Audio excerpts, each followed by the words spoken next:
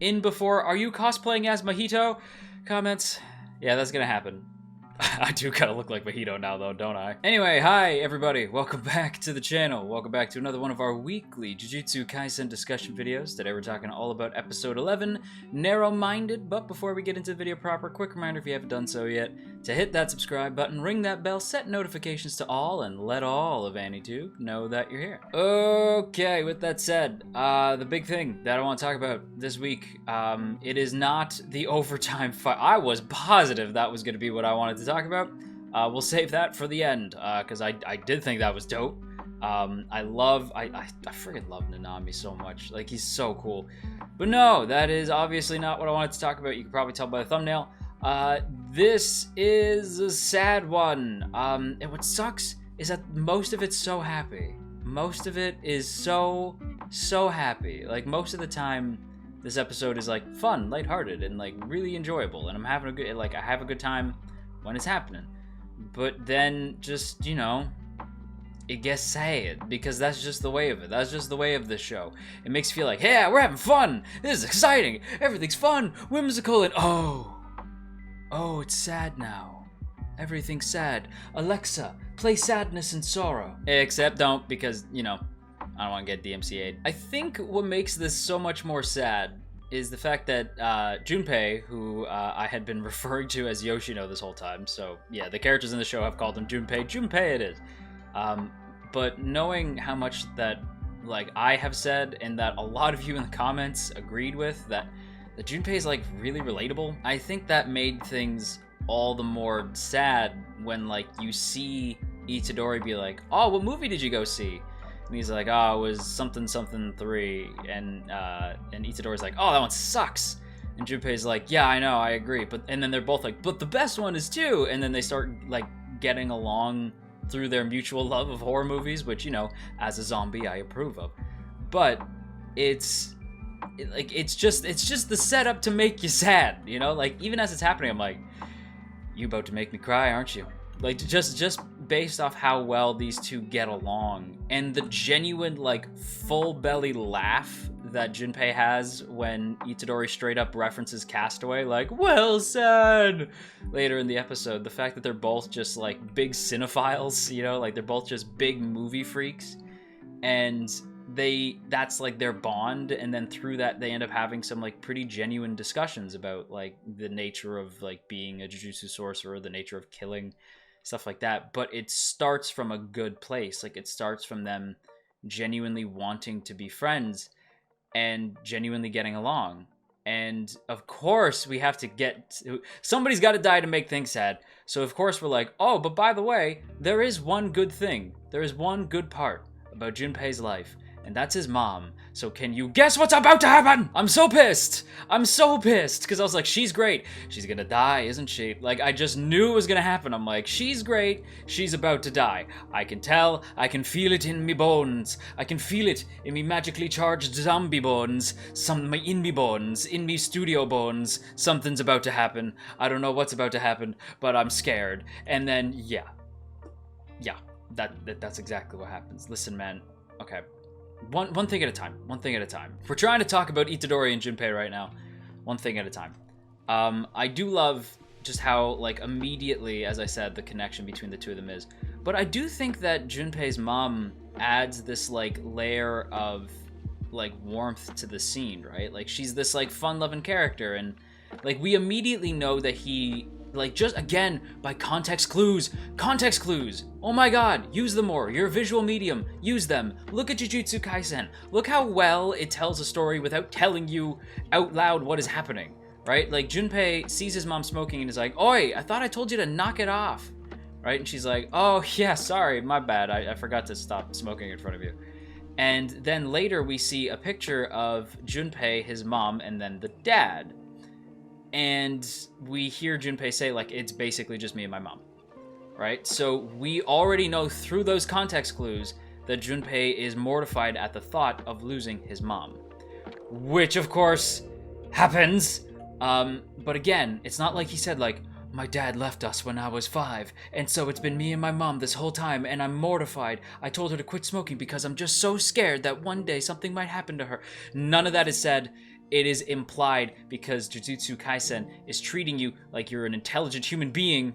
If they do bring it up later, cool, but they already set it up, so it's not going to be a surprise. You know what I mean? Like, they're setting you up to know that. If they do talk about it later, fine, whatever. But I appreciate that they make it so that you already can understand what's happening through subtle context clues.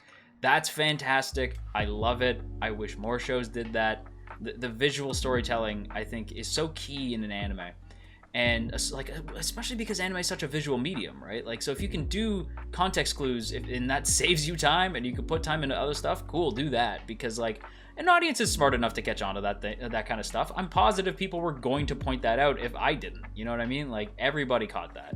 So I'm glad that they did that. I'm glad they didn't like have Junpei sit down and explain to Yuji his tragic backstory. No, it's just like told. Although I do anticipate Yuji's gonna give us a villain monologue next week because he's a villain now. Well, maybe not. I do think that there's still time. You know, I feel like Junpei, he hasn't killed anybody yet. He's still redeemable. You know, like we can still get there. We're on our way. We can still save him. Itadori can save him. Please let my boy save him. But speaking of killing, though, I should bring up the concept of killing. Because it's brought up in this week's episode in a very, very good conversation between Itadori and Junpei, where Junpei just full out calls him out like, hey, so you're a Jujutsu sorcerer, right? And Itadori's like, yes, I am. Shit, I shouldn't have said that. Right? Like, he has that moment of like, why did I say that? Should I have said that? Like, he has that like, maybe I shouldn't have said that. I'm not super sure. But he does it anyway. And Junpei says like, have you ever killed anybody? And he's like, no. And they explain, basically, like, in this episode, this is like the explanation that people have to give every so often whenever somebody's like, how come Batman doesn't just kill the Joker? How come Superman doesn't just kill Lex Luthor? How come blah blah blah blah blah blah blah? This is why. Like, the reason why Itadori points out, that's why, right? It's Itadori like not wanting to cross that line, not because he feels like he can't, right? Like, not because he's scared of like consequences, like in terms of like the physical. He's nervous about consequences in terms of the like metaphorical sense, knowing that if he kills somebody, the meaning and the quality of somebody's life, it'll start to sort of like lose meaning, right? Like, it will begin to sort of become, as Itadori says, and I'm looking at my notes, as Itadori says, it will become ambiguous. Right, like the idea of life being sacred will become more and more ambiguous the more he kills, and like as soon as he kills once, that's it. Like, it's gonna keep happening. So if he does that, the more the meaning of a person's life becomes more and more ambiguous, becomes more and more malleable. Like we see with a character like Mahito. If Itadori lets himself get to that place, he might not come back. And not only would he start to lose the sense of how valuable life is just in terms of others that he doesn't know, but also in terms of his friends, right? Like in terms of Fushiguro and all of them. Like, if he lets that happen, he might not come back from that. And I thought that was such a good way to put it. I do like that Nanami says later, like, you're gonna have to at some point. Like, this job, it's going to make you. But you know what? That's not today. That's not today, and there's nothing wrong with being a kid today, right? Like, Nanami and Itadori, while they don't have the same rapport as Itadori and Gojo, I do feel like they have like a very good bond as well. Like that line of like, there's nothing wrong with being a kid today, and there's nothing like, and like, it's okay that today is not your day to kill because I don't want it to be that. You know, like Nanami wants him to hold on to childhood for a little while longer. And I think that that's really cool. And I love that it's Itadori who says this to Junpei. Or like, Itadori is the one who says like, I can't let myself go past that line because if I do, there's no coming back. Then, and the meaning of life would become like ambiguous, right? And I love that. And I love that Junpei says like, I wouldn't want my soul to be corrupted like that either, so I just won't kill people either. And then the friggin' scene with Junpei's mom, who is the best, by the way. Like, she's so fun, and I was like, no. Like, I knew something was gonna happen. And the instant she wakes up by herself, I'm like, oh god, either this is gonna be her, like, finding Junpei and it's gonna be a sweet moment, or something really bad's about to happen. And, of course, something really bad's about to happen. And she spots a Sukuna finger which I was like, what? Like, how did that get there? And then the friggin' creepy demon thing behind her, and then they say some, like, messed up stuff, like, oh, and then, like, her body was found in her room, and where the legs should be, there was, like, piled up stuff in its place. And, like, that's so, like, I don't know who did that, if that was Mahito, or maybe, God forbid, Junpei. Something, I don't know, but, like, they just found half of her body, like, gone. Which is like, no, man, no. I liked her, dude. She was fun. Like, I was literally thinking to myself, like, oh, she kind of reminds me of Misato, right? And I was like, you know, just Misato without the problematic shit. And I was like, oh, of course, of course. And yep, down she goes. Cool. Thanks. And what's worse is how this connects to Junpei. Breaking Bad. Junpei basically grabs, like, he's like, I don't have anything black, so I looked through my mother's closet and found the first thing that caught my eye. And I was like, bruh, first of all, that outfit looks sick. Second of all, I know what that means. Like, again, like, you guys, okay, color symbolism time. What do you think that means? Like, this one, I don't even know if you need me to do a whole, like, design time, even though I love doing design time. I don't think I need you, or you need me, rather, to tell you what that means. Like, he put on an all-black outfit. He was just talking about his soul not wanting to have his soul be tainted. What do you think that means? Like, the instant that happened, I'm like, okay, that symbolism was very on the nose. But they outright addressed that it was on the nose, so I'm gonna let it slide. You know what I mean? And it made me sad. It was very effective. I thought it worked very well. This is Darth Junpei. You know what I mean? This is Darth Junpei. And he literally does feel like Darth Vader, doesn't he? Like when he's like lifting the kid up in the air and he's like no matter what happens, you're about to die. And he like lifts him up in the air. I'm like, okay, I'm scared, but that's also badass. Like he looked like Darth Vader. I couldn't help but make that connection. He's literally like force choking this dude. And then of course, like Itadori breaks through and is just like, what the hell are you doing?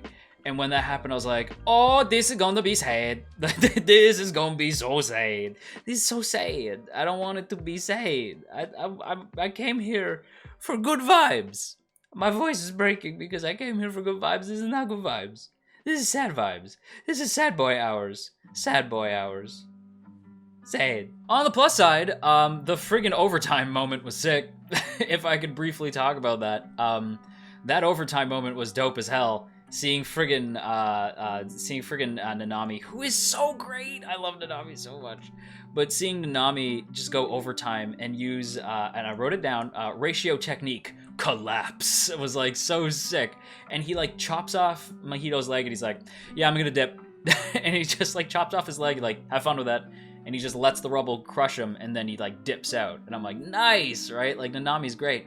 But when Nanami's like, okay, that can't happen again. Like he's just like basically he could have only been in this world for like a short amount of time. He's gotta die. Whereas Mahito's like, that was fun. I can't wait to see him again. I'm like, we gonna get round 2, aren't we? Like we gonna get a round 2. And I can't tell if I'm scared or if I'm hyped. But like we definitely gonna get around 2. Like that's gotta happen. We definitely gonna get around 2. And I'm down for that. I love the friggin' animation, by the way, on the ratio technique collapse. So sick. Mappa going in on these fights, man. Like Mappa going in on the fights and the character faces. Like some of the faces Itadori makes this week are so great. But the animation on the fight in particular between Mahito and Nanami was so sick. Mahito's insane. Like, I don't think you need me to tell you that, but like, yeah, that dude's insane, even though I look like him now, but like, whatever. But with that said, everybody, that's gonna wrap up today's video here. So, I hope you guys enjoyed. If you did, don't forget to boop that up snoot, share if you care, leave a comment down below, and of course, make sure that you hit that subscribe button, ring that bell, and set notifications to all. Let all of Annie2 know that you're here. And of course, as always, I have to give a big thank you to the good folks in the T Squadron. Look at these beautiful people. Look at all these beautiful names, and hey, if you'd like to join these beautiful people, there are two ways to do so. The first is by hitting that Patreon link in the description, and the second is by hitting that join button right beside the sub button to get a badge next to your name, some emotes to spam in the comments, and of course your name scrolling past the screen here. So if that sounds cool to you, go ahead and hit that join button, or check out the Patreon link. Either way, it is super, super appreciated. So once again, a big thank you to the T Squadron, but that's it for me. So until next time, you stay classy, AndyTube, wash your dang hands, and maybe, you know, like give your mom a hug. Just cuz.